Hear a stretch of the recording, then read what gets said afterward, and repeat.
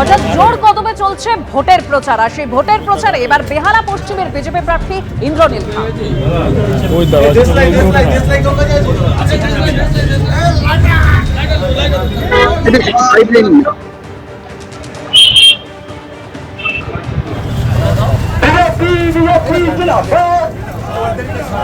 এবং তৃণমূল কংগ্রেস এখানকার জনপ্রতিনিধি পাঠিয়েছিল, সে চুরি করেছে আর সাধারণ মানুষের কথা ভাবেনি। তৃণমূল কংগ্রেস মানুষকে পরিষেবা দিতে ব্যর্থ হয়েছে, পরিষেবা দিতে চায়নি, তারা শুধুমাত্র চুরি করতে ব্যস্ত ছিল। চাকরি চুরি থেকে শুরু করে গরিব মানুষের রেশনে চাল ডাল চুরি করতে এসবেই ব্যস্ত ছিল, তো সেটাই করেছে। এখানে মানুষের যে পরিষেবা, যেটা একজন বিধায়ক দিতে পারে, যেখানে একটা তৃণমূল কংগ্রেস তাদের জনপ্রতিনিধি থাকা সত্ত্বেও তৃণমূল কংগ্রেস তা দেয়নি। তৃণমূল কংগ্রেস দেয়নি, 15 বছর ধরে যারা পরিষেবা দিতে পারেনি তারা নতুন করে কি পরিষেবা দেবে। আর রবিবাসরীয় সকালে জমজমাট প্রচার ব্যারাকপুরেও। জনসংযোগে ব্যারাকপুরের তৃণমূল প্রার্থী রাজ চক্রবর্তী।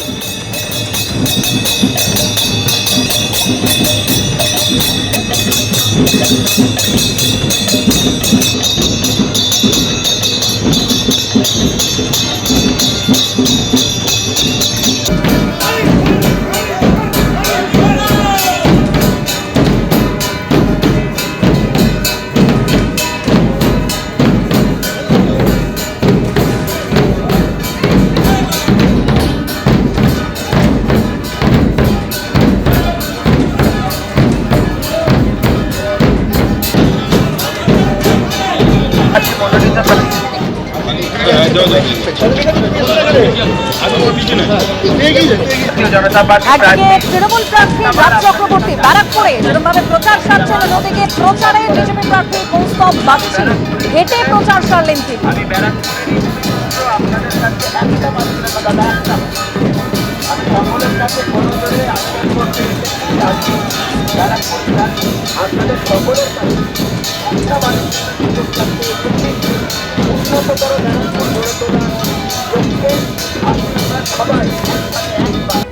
সকাল থেকে একেবারে জমজমাট ভোটের প্রচার করিমপুরে তৃণমূল প্রার্থী সোহম চক্রবর্তী, তিনিও আজ সকাল থেকে ভোট প্রচার শুরু করেছেন, মন্দিরে পুজো দিলেন তিনি।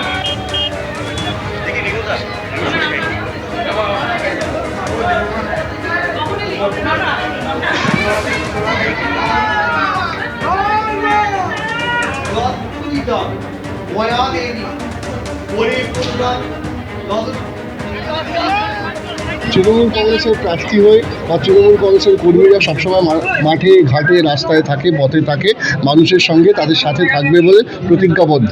সুতরাং মানুষ এটা বোঝেন, প্রার্থী যেই হয়ে আসুক না কেন, যখন সিম্বলটা ইম্পর্টেন্ট, আমরা তৃণমূল কংগ্রেসের সিম্বল নিয়ে আমরা লড়ি এবং সেটা আমরা প্রত্যেকে মানুষের ঘরে ঘরে পৌঁছে।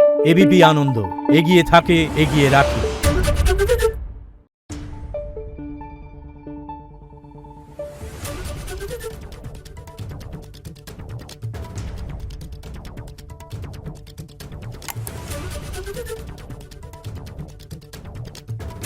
Thank you.